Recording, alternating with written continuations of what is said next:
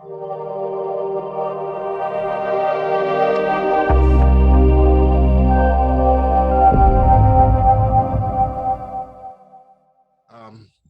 all right, so good evening, Dana. Since you're the only one here, thank you for your time. Thank you for being here. We really do Mhm. appreciate it.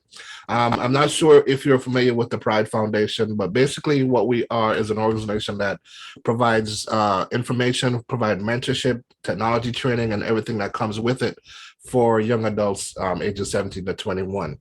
So my whole thing with the organization is really about providing information, vital information or useful information to everyone. Even though our target demographic is 17 to 21, I also realize that there are a lot of people in our working environments that are just not knowledgeable about certain things. So therefore they get stuck in, like in one spot. So when I found Molly and we had this dialogue, I was like, yeah, well, let's share with everybody. So not just for kids, but for everybody that's in the working world that, for lack of a better term, just get your mind right, get your Mhm. mind set up for success. So that's how we came up with the concept of doing this, because my goal in life and Molly's goal is really the same, is really to help people to become better, to become, the best that you can be with whatever straws you've been given or whatever circumstances life has put in your place, because one thing that we agree on is that your mind controls everything. Mhm. So once you understand that, it doesn't matter how old you are or where you are in your career, whether you're at the top, the bottom, the middle, wherever you are, it makes no difference. We all need to have something that we need to improve on or can improve on.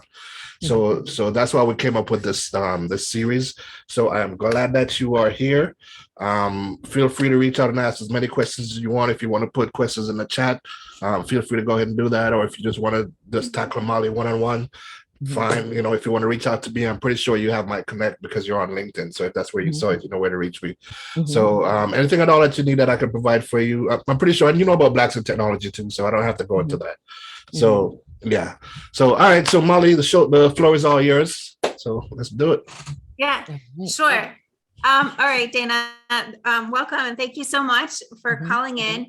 So I'm going to give you just a brief background of myself because I am technical. I do have a technical background as an engineer. I just left the aerospace industry. I spent several years as an aerospace engineer working in defense. Before that, I was a intelligence analyst in the Army, and I have degrees in physics, chemistry, and mechanical engineering. So I say that just to place myself in technology because I'm going to start talking about mindset and some things that oftentimes people talk about from like a non-technical perspective. And that's how I first heard about things like kind of buzzwords like mindset and manifesting and something like energy and things like that. And I was curious about them, but my science background, I just really needed a scientific understanding of them in order to try and apply them in my life. So I went out and I looked for that gap to close bridge between some of these anecdotal things that we've seen like progress and healing and meditation and things with changing your mindset being very powerful in your life. And we can see that that's true from the evidence, but then also just wanting to know why and how does that work and what is the system and the repeatable method behind that. So that's what I went out and studied for a couple of years. So I'm not gonna share slides. Okay. Um, so your mind works like a cybernetic mechanism, and a great example of a cybernetic. There's two great examples of a cybernetic mechanism, like a thermostat in a room, where you have a programmed set point, and you say to it like, "I want this room to be 70 degrees." And then if you change your mind later and you say, well, it's too hot in here and I want to cool it off. If you go and you open up all the windows and it's freezing cold outside, you open up all the windows. The first thing that cybernetic mechanism does is it detects a deviation from its point. And so it starts working really hard to counteract your effort of opening the windows and cooling it off to make sure it stays at this set point. So in our minds have something loaded as a set point, and that's our self-image. And that self-image gets programmed into us very early in life, like before the age of 7, because of the brain state. You're in a highly suggestible theta brainwave state as a child, which is basically under hypnosis. So all of the things around you that people are telling you and the experiences that you have in your very early life, they end up making this very strong self-image that we hold of ourselves. And unless we go in and purposefully reprogram that self-image to how we want it to be, people end up carrying that 7-year-old version of themselves, of their identity in the world and their value or not value in the world. They carry that through their entire life. And it doesn't have to be that way, because we can reprogram it. So this kind of knowledge is just to show the power of that self-image. And once we acknowledge that power of how to reprogram it. So hi, we have people joining. I'll just keep going, but we have a small group, so you can unmute yourself and ask questions, or you can type them in the chat or raise your hand, and we'll just have you can ask your questions, interrupt me, ask your questions, or say your ideas as we go along.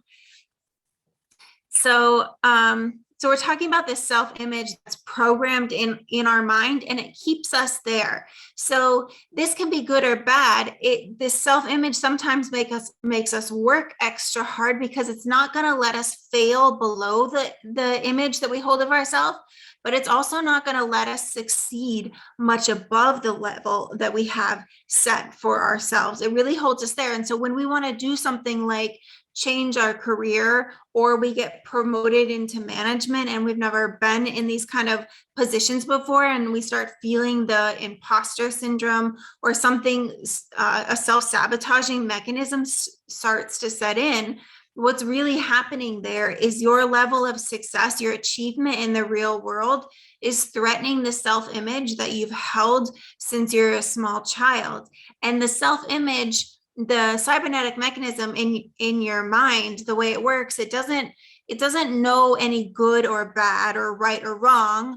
All it knows is it's matching the set point or it's not. So any deviation from the set point, it senses is a bad thing that it needs to correct and bring down. It can't differentiate between you're overly successful or you're falling behind. So the same mechanism that'll kick in and kick your butt to make sure that you make the same level that you've always made will also kick in and sabotage you to hold you at that level. And that's why we see people getting stuck at plateaus on any kind of goal, whether it's like a financial goal or a weight loss goal or an education goal, whatever it is, we kind of find these plateaus, and it's the same mechanism in your mind that's kicking in there. So when we go to make changes in our self-image, or we want to go and do things differently, we go through a traditional education route, which takes new knowledge and dumps it in our conscious mind. So I'm going to divide the mind into like two separate, functionally separate minds. We have the conscious mind, your intellectual mind, and that's all of your thinking, your decision making, your education, everything that you read or study goes right into your conscious mind, and you can analyze information and compare information in your conscious mind. It's, however, your subconscious mind that controls all of your behavior. It controls your body, like it's beating your heart, it's growing your hair, it's breathing for you, it's driving your car while your mind is off analyzing something else. It's your subconscious mind that controls all of your behaviors, including whether or not you're going to pick up a book and study, or you're going to watch TV, or you're going to go to the gym, or you're not. All of that is controlled by your subconscious mind. So what we really need to do is we have this knowing and doing gap. We have a bunch of knowledge in our conscious mind from education, from Googling, from reading books on self-development, whatever it is. All of that information is piling up in our conscious mind, and our behavior is not changing because we need to, and the behavior won't change until we communicate everything that we know in the conscious mind to the subconscious mind. And that's the process that I'm going to talk to you about here. And it's, okay, so I'm sorry, I'm just referencing my notes. So the process for taking the intellectual things that we want and how we define ourselves in our conscious mind, and then submerging that into the subconscious mind so that our behavior starts changing. Doing that is going to interrupt this feedback loop that keeps us stuck in the plateau where we are. So how we get stuck in a plateau of where we are is we have 5 physical senses and they're connected to our conscious mind. We can, so all of the constant data streams coming in from these 5 physical senses, it's an overwhelming amount of constant real-time data, and the brain cannot process it. So the first thing the brain does with that constant data stream is it down selects things that are important to it. And it does this in 2 ways. It looks for danger, like we look at things that are red, things that are like up, jumping close to our face, things that move quickly, things that we have a memory about, like fire is hot, or anything associated with you specifically have memories associated with things. And the second way that our brain down selects what we think about from this constant data stream around us is what fits with the thoughts that we're already thinking. I'm just going to pay attention in case there's questions. Okay. So we're paying attention to things that confirm what we're already thinking about. So, and this is all happening in the conscious mind. Another thing that the conscious mind can do, and that we're pretty addicted to doing, is the conscious mind can time travel. All of your memories live in your conscious mind, so you can go back and you can relive memories, you can analyze memories, you can mix memories and analyze them and contrast each other, and you can also time travel forward by like worrying about the future or planning for the future. So your conscious mind is just drowning in constant information coming in through all of your physical senses, and then you get to think about it to whatever extent you want to mull things over and think about. And you have all of your memories and all of your worries about the future. All of these things are going on in the conscious mind, which is why your subconscious mind is responsible for pumping your blood and making you breathe. Because if you had to choose between thinking about your memories from the past and thinking about all of the smells that you can smell, all the things that you can see, then you might not think about breathing or all of your cellular health and all of the processes that your body has to do constantly every moment to keep you alive. So those two are completely divorced in your mind so that they can't interfere with each other, and that keeps you alive as an organic being. It keeps your thinking from stopping all of your organic processes from keeping you alive. So it's neither good nor bad. All of this is just studying the way that it is, so that once we understand the way that it is, we can, I won't say hack it, but we can work with it to program it how we want to program it. So the subconscious mind cannot time travel. It has to be in the present moment. That's the only way it's taking care of your body. Is it can't be in the past, it can't be in the future. All it is acting in the present moment. And your subconscious mind is the one that knows how to do everything that you do. It knows how, like your conscious mind can think, I would like to drive home now. And then your conscious mind takes that like macro idea of go home now, and it breaks it down into all of the tiny functions of like search in purse for keys. I know what keys feel like. They feel like this. Drive the car with all of your muscle memory. You respond to all of the lights with all of your sensor and muscle memory. These are all habitual behaviors that your body goes through repetitive training that your conscious mind has taught your unconscious mind to do. So habits are when the body has become the mind.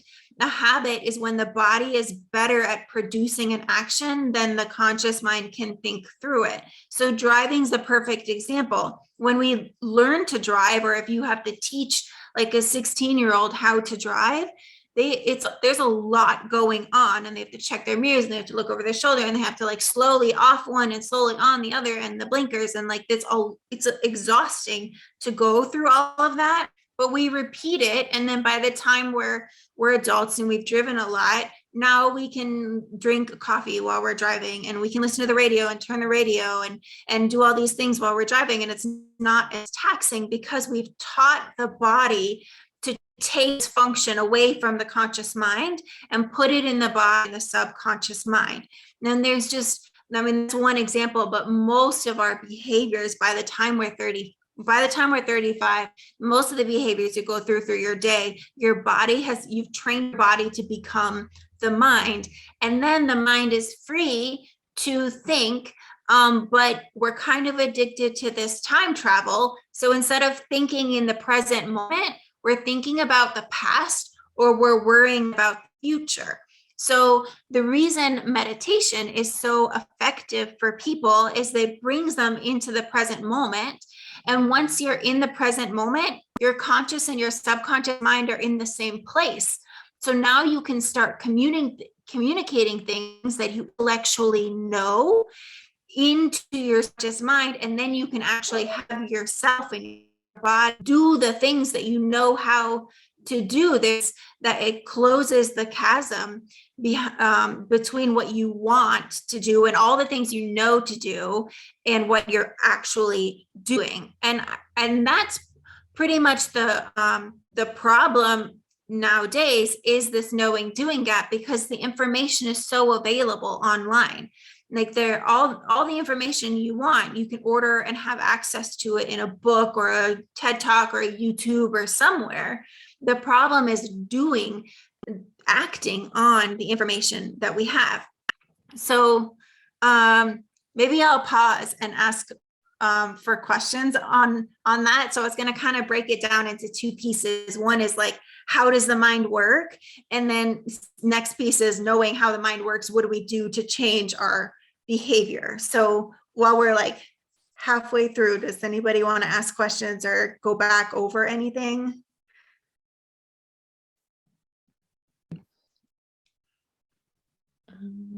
Okay, so that was I that was a lot talk of fast. information. I'm sorry. Reminded me of college. So my general understanding, what you're saying is that I guess the human body has what you call a cybernetic mechanism, so that we're programmed to do certain things. So after a certain point, it's kind of hard to break from habits, if I'm getting that understanding. Absolutely. So, I mean, there are a few things. So you described imposter syndrome and how the conscious and subconscious mind work together to kind of influence how we work on day to day. So with all of that, is the conclusion that we need to meditate more, or I guess practice mindfulness? Yeah. Okay. So now that that's how the mind works, the way we get into our cycles of how like our self-image and how that self-image keeps us where we are and feeling the imposter syndrome or whatever it is when we try to expand that bubble and grow in our life, is this self-image in our mind, we look out with our physical senses and we see something in the world. We compare, then we think about what we're seeing and we compare that to our self-image. And if it matches our self-image, then our self-image passes the knowledge to the subconscious mind, which controls the body to take action. So if we're observing something that's in agreement with our currently held self-image, then the body takes the same actions it's taken in the past, which perpetuate the same results we have from the past. Then we use our 5 physical senses to observe the same thing that we've seen before. And then we have this self-perpetuating, self-fulfilling cycle. So when we want to interrupt that cycle and change to a new, like we have a goal, we want to make more money, we want to have a bigger job, we want to make a bigger impact, change our body or our health, whatever it is that we want to change. And that's going to be something that's in discord with our current self-image. So most people they wait to change their thinking until their five physical senses observe something different on the outside. So they try to use willpower or something to force something on the outside to change so that they can observe the change with their senses, so that they'll think a new thought having observed the change. And then they assume that once they observe the change and that triggers them to think a new thought, that they will then have a new self-image, which will interrupt the cycle. But it doesn't work that way. It works in a different way. So we don't wait for anything on the outside to change. We skip that. We ignore what's on the outside temporarily, and we decide the goal. We have we sit and think about our goal, and we get clarity on that goal. If it's a new position at work, if it's a new level of responsibility we're taking on, we think about ourselves in that role and start with repetition to imagine that being true, which is which can be meditation. So when we're visualizing this, the important part of that visualization, whether it's whether it's like meditating in your mind and you close your eyes and you think about it, or if you're standing in front of the mirror and doing affirmations, or if you're writing affirmations that you repeat to yourself, or you're saying things to yourself as you drive, whatever the technique is that you start repeating these things to yourself. Yes, question, Lafayette. But you're on mute. Yeah, that always helps. So I'm sorry, I didn't want to interrupt you, but did she address what you were asking about? Let me take, let's see. So I mean, basically, what are you understanding? I think just the differentiation between conscious and subconscious mind and how they, I guess, affect us in our day-to-day. What was my question again? Just I guess the purpose to all of that is just to be present, because I mean, I guess that ties into imposter syndrome, I guess, how we deal with various things, how I feel about my current boot camp. And just what am I doing? I have no business in tech. But yeah, I totally understand that part. Yeah. So when you're being present, you can be present with current thoughts, and you can identify the thoughts of the new self-image you want to hold, like yourself in this tech role. And you have thoughts, you redefine yourself as that role, and you ignore, so you stay in the present moment with your thinking about yourself in the present moment, but you ignore the physical senses of anything you see or hear that affirms your old identity. You're going to temporarily disregard anything coming from the physical senses, and instead just focus on things that you choose to think. So you choose to see yourself in a new role. And the mindfulness, or the being present part, is doing that in the present tense. So anything you repeat to yourself, anything you visualize yourself, you need to visualize it as if you're doing it now.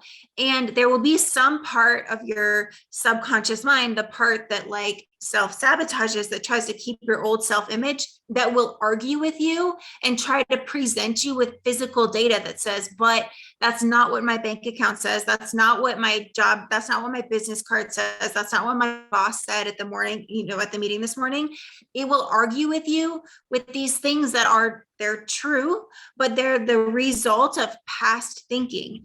And the reason the subconscious mind comes up with these things is to protect your old self-image. So this self-image is formed by a process of repetition. So now you have a scales and balance, like an old-fashioned scale, and you have the old self-image and however many repetitions of things that have reaffirmed your old self-image for you. And now you have this brand new self-image that you've made. And so your job, in order to fulfill the new self-image, is just to start adding thoughts in the balance towards the new self-image. And you need to add those thoughts and those repetition in the present tense, even though there is like physical data to say that is not true right now. Like if you wanted to lose 100 pounds, just for a visual example, you know, and you would look in the mirror and say, well, I haven't lost the 100 pounds. You have to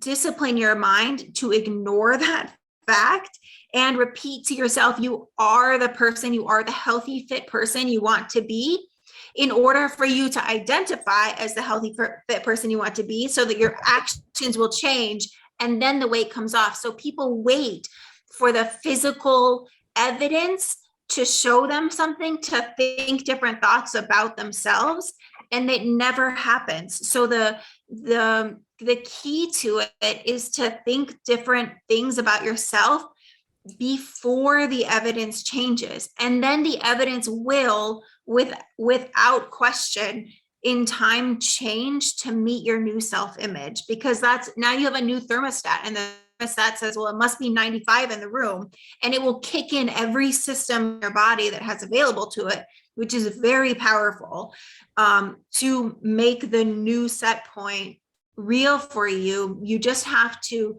with discipline, disregard the physical evidence and focus on your decision of who you want to be until those scales tip. That's a word. I still have my question. I've been trying. So Dana, are you good or? Yes. Mhm. Thank Okay. you. All right, no problem. You're the guest, so but you know, like I said, I'm in learning mode as well. So, and excuse me if I don't formulate the question properly, because I've been really trying to think about how to ask it properly. So let me preface it by saying, okay, so we're both military people, right? So we get trained a different kind of way, which is always push, always be motivated, positive mental attitude, right?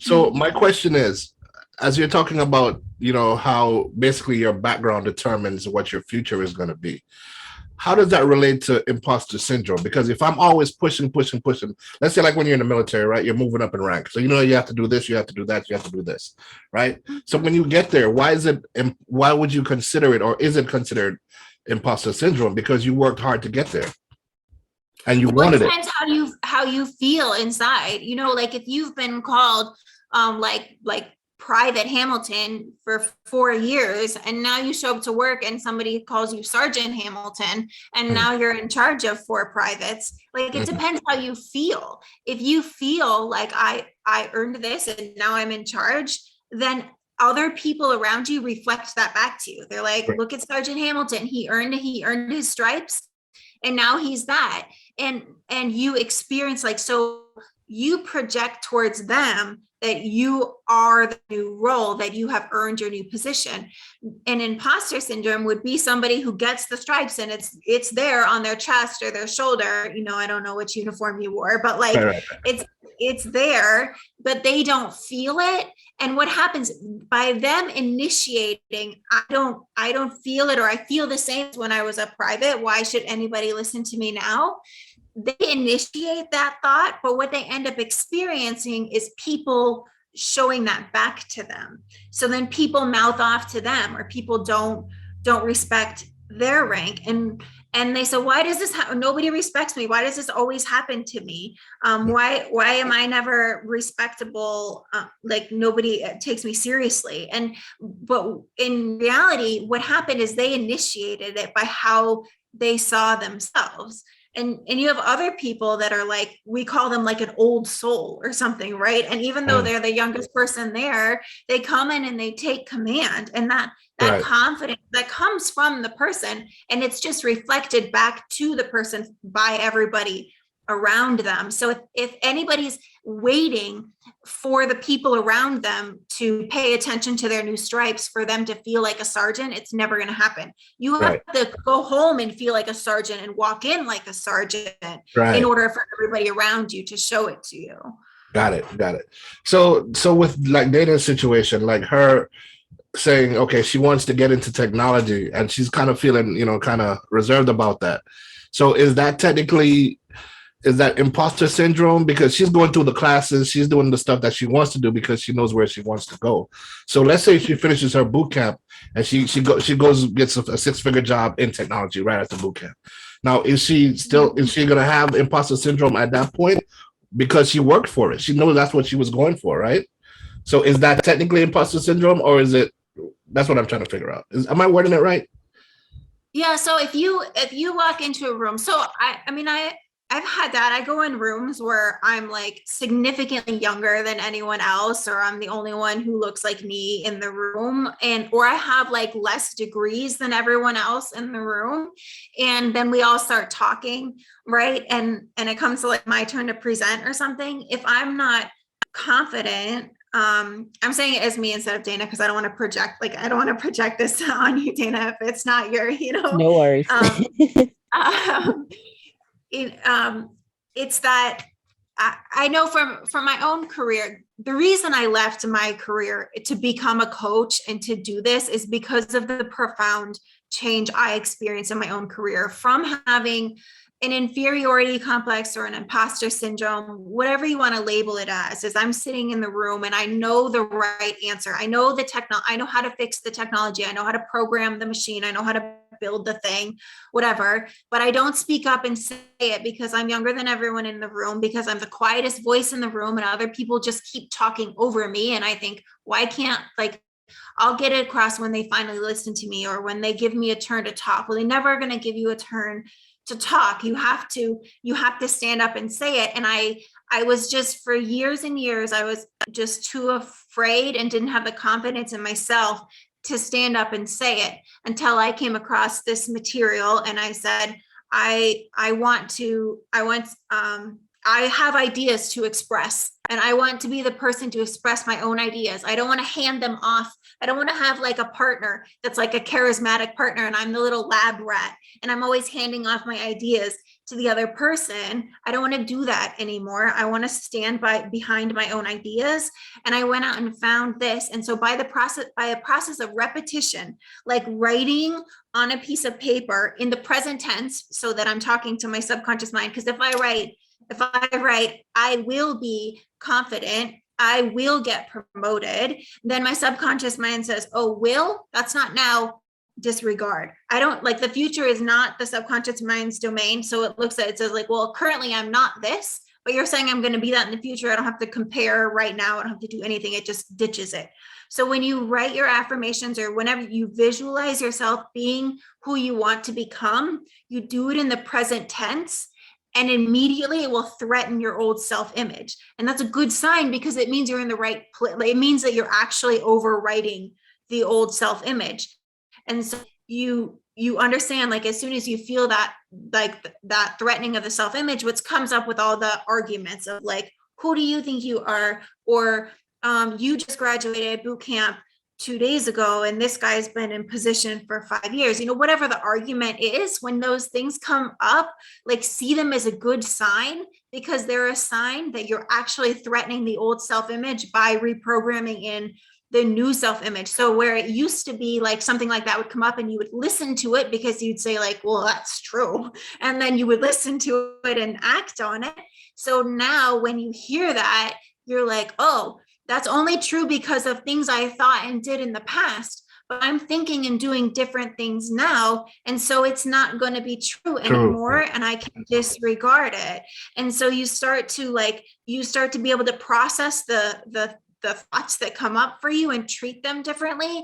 And then you think new thoughts of yourself of like, you are qualified, you do have ideas to be there, and they need to hear your idea. Like, the reason that you went out and went into tech is because you have something to offer them and you're there offering it to them and they need it. Like, it's part of your job to figure out how to make them accept it because they need it from you. Got it. Okay. Well, I hope I worded it correctly, but I mean, you answered the question. So then I hope that helped you as well. Because it really did. Thank you so Okay. much for explaining that. That was really helpful. All right, I'll be quiet now. It definitely helps me as well to listen to all of your guys' struggle. Hi, everybody. I'm Hi, Cecilia. Cecilia. It's great to hear some commonalities between all of us, that we're all kind of struggling in the same Since Dana, I'm right in the same boot camp kind of class with you. We're just like, Mhm. I don't even know what I'm doing, why I'm here. Like 3 months ago me is not current me, but I kind of have the same question of being in the opportunity of success, or being able to see that I have like the opportunity to be better, and then kind of like getting stuck in it, like not knowing which way to go, how to move confidently within that opportunity, questioning it, doubting myself, and kind of like negating my own performance before I even start to perform within that opportunity to success. And the positive self-image is something I've kind of been practicing as well, but whenever that feeling overcomes me in that opportunity, it kind of like just negates everything else. Like everything, all the practice I've kind of done mentally and routinely, it kind of just like falls to the wayside. So I'm wondering, how do I get past that feeling of I'm not ready and go to the being successful point of it.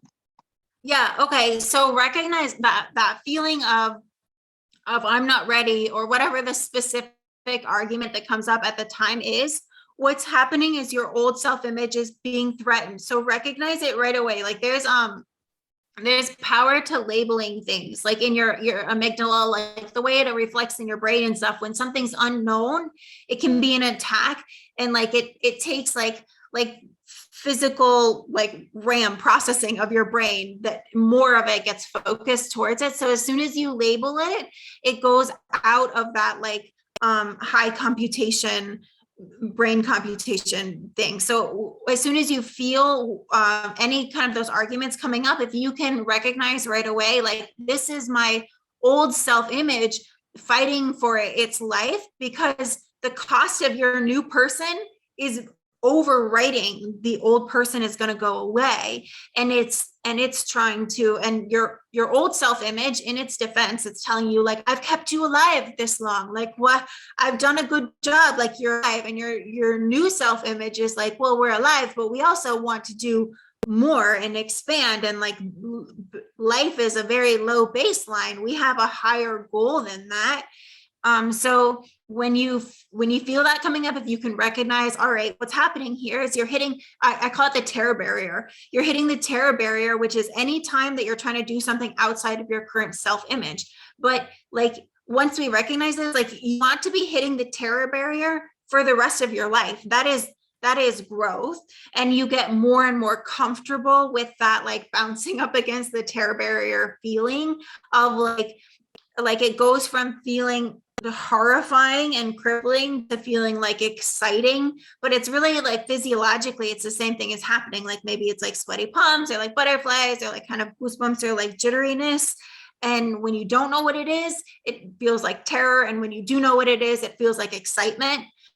So you can try to like start to like reframe some of that.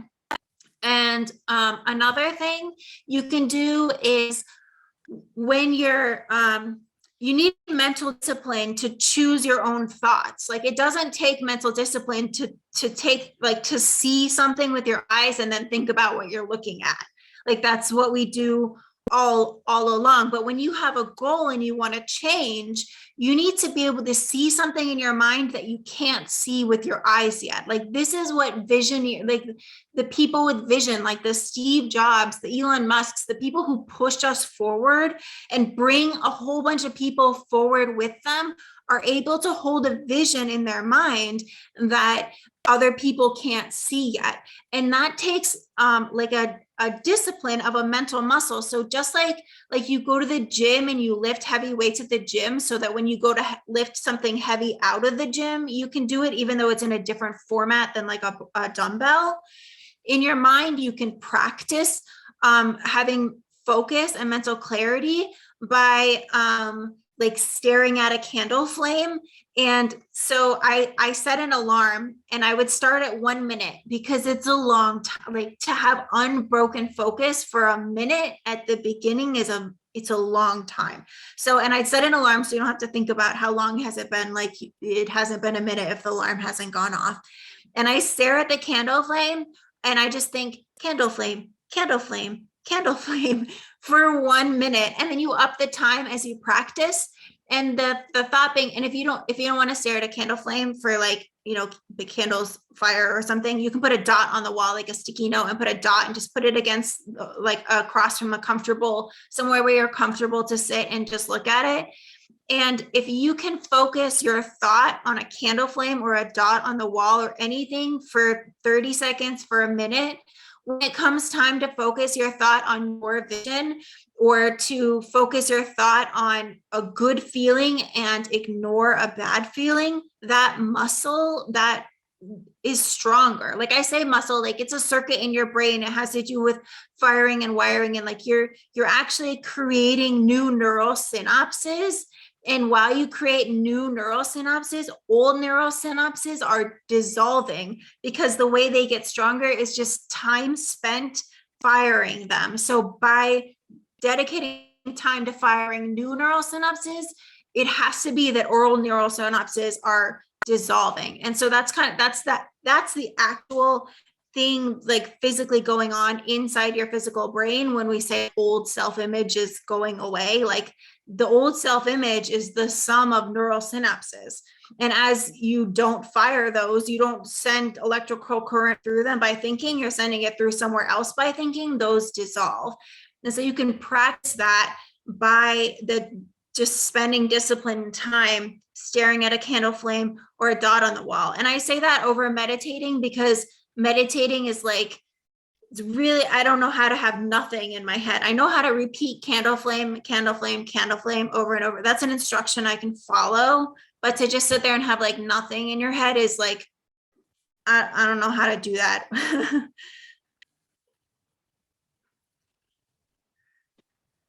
That definitely helps. I have so many things that I could stare at and practice that to train my mental muscle. Thank you. Thank you so much. And the crazy thing is because I've heard this information, but never from this like thorough broken down perspective, like this piece by piece, getting to the building blocks and the fundamentals of what it all means to like implement and apply it. Because I feel like whenever this information is presented, it's giving from like a complex view. And it's just like, okay, learn it and then apply it. It's just like, okay, but how? How do I make the recipe? How do I put it all together? Like, I know it tastes good. I know it's supposed to be good for me, but I'm eating it and it feels like poison, But the way you explained it is phenomenal. And the question that Lafayette and Dana has been asking is phenomenal. This is the best free lecture I've ever been to ever. Agreed. I'm so happy. I know I talk fast. I get excited about things. So I'm glad that it's digestible. Or this is kind of what I do. I read the scientific research going on in the quantum physics, and that's kind of my field. I enjoy reading through the quantum physics and the epigenetics and the biology of it. But like those are like test results, or like the science. What I do is engineering. Like we build things that we use in everyday life and engineering. So I'm trying to bridge the science of like, yes, meditate, yes, do like what do all these terms actually mean in real life? Like how do you put them in your life? So that's like the bridge I'm trying to build.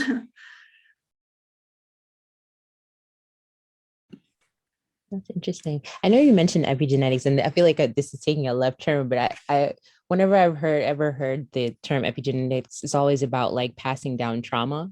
But I guess in a way that if you reprogram your mind, I assume that it's probably possible to, possibly pass down healthy ways of doing things. I don't know.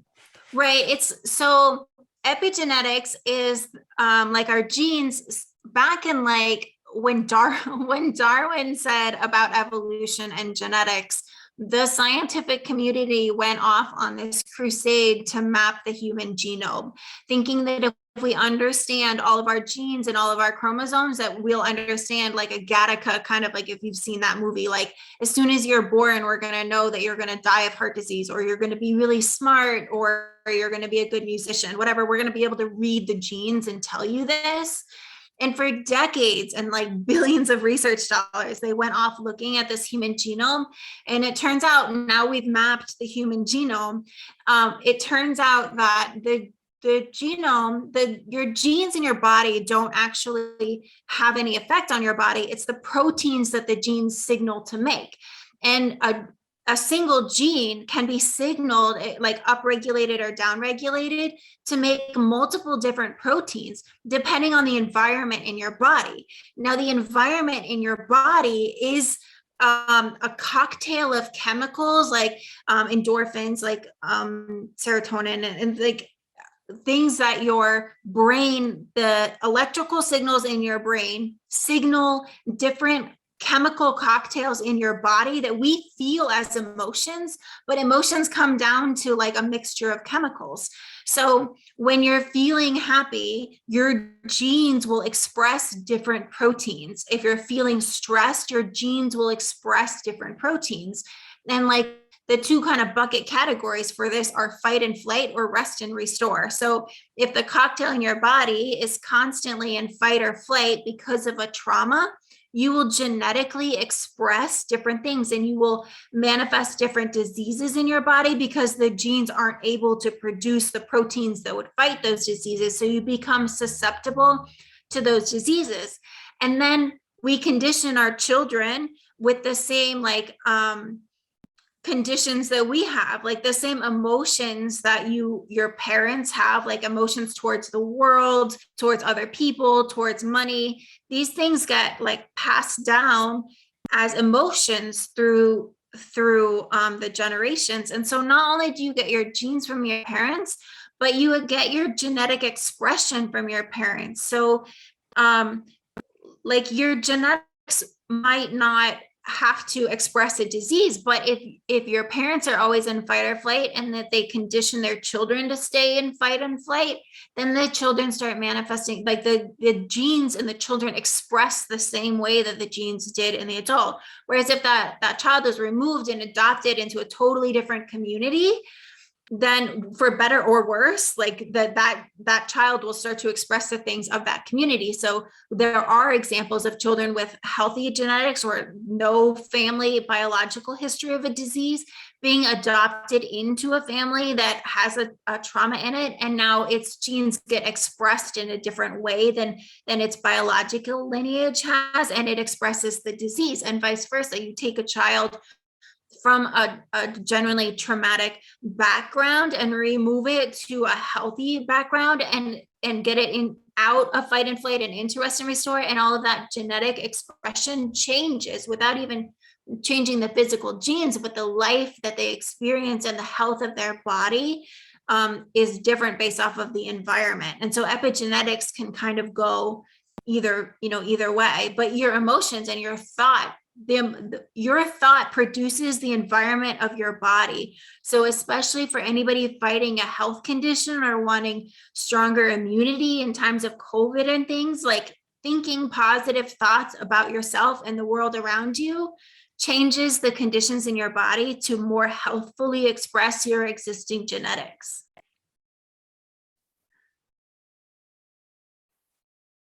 That was for explaining a lot that. of That's information. really good. I'm writing this all down. Really good. There's Yeah, me too. I'm trying to like fit all my notes on like 3 pieces of paper that I have on like 3 different topics that she touched on. It's great. Yeah, I love Joe Dispenza. He's on YouTube. Like he has a lot of books and stuff, and he has a scientific background, but he also does YouTube talks that are not scientifically rigorous. Like he talks a lot about the power of your thinking and the importance of gatekeeping your thought for your own life, whether it's your physical health. He deals a lot with physical health and people looking for spontaneous remission in diseases, and he's starting to document some of that spontaneous remission with like brain scans, like before meditation and after meditation, and like an hour apart brain scans just showing huge repairs in people's bodies and people getting out of wheelchairs and stuff like that. So he talks about that a lot from the physical perspective.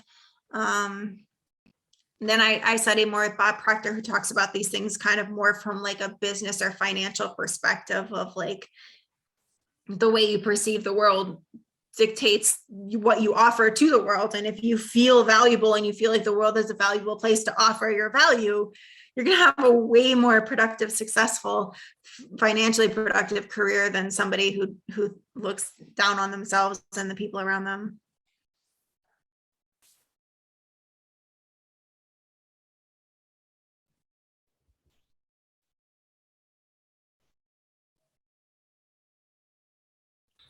So, so Dana, what boot camp did you say you're doing?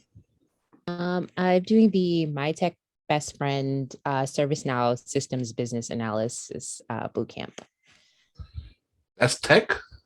Yes. I mean, ServiceNow is, well, it's been around for quite some time, but I mean, it's just more about the, I guess you would call it IT system administration. I mean, there's different roles that people can play with it. They can be, a business analyst, system administrator, or even a developer. So we're learning those different elements, as well as, learning about, different project management styles and things of that sort. Okay. Yeah, there's so many titles out there in tech now. It's like, okay. Because technically, like I was doing a presentation for some kids the other day, and I was telling them that everything revolves around technology. So it really doesn't matter what industry you're in. It's going to be tech related. So that's why it's always best to get your tech career started as early as possible. And also it's always changing. So, 2-3 years, it might not be the same thing. It might be something else. Like when I first started, it was you're a computer technician. Well, that evolved into all kinds of different titles. So now the one general title is technologist. You're a technologist.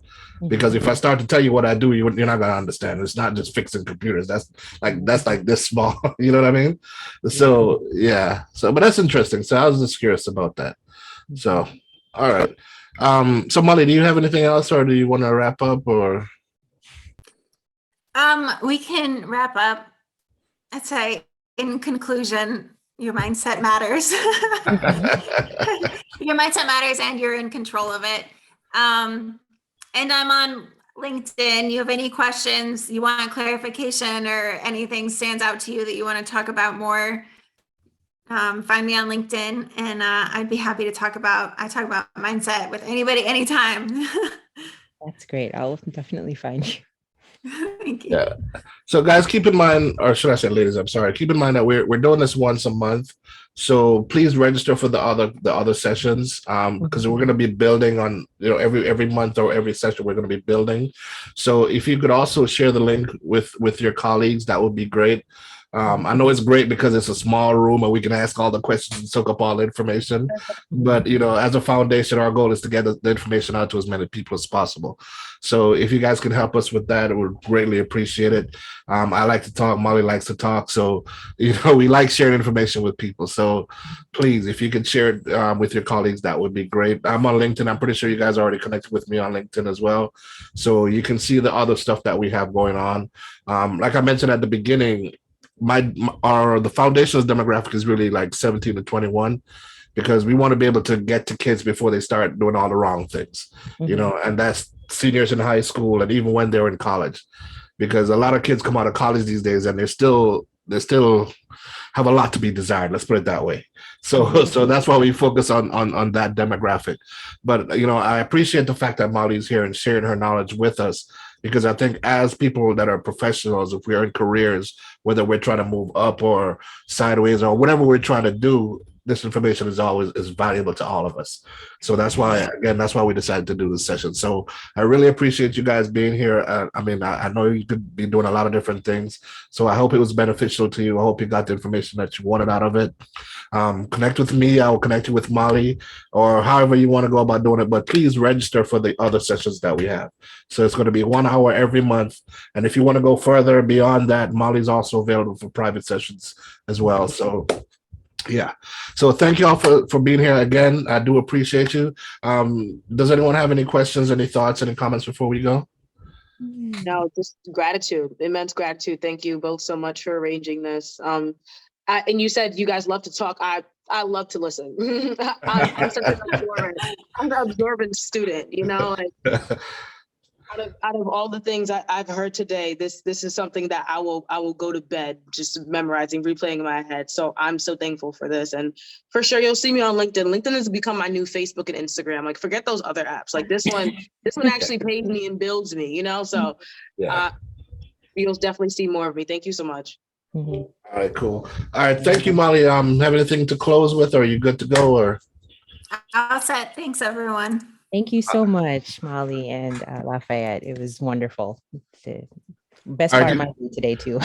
good. Well, spread the word. Spread the word. All right. Mhm. All right, you guys have a good night. All right. Enjoy your evening. Night, everyone. Okay, bye bye.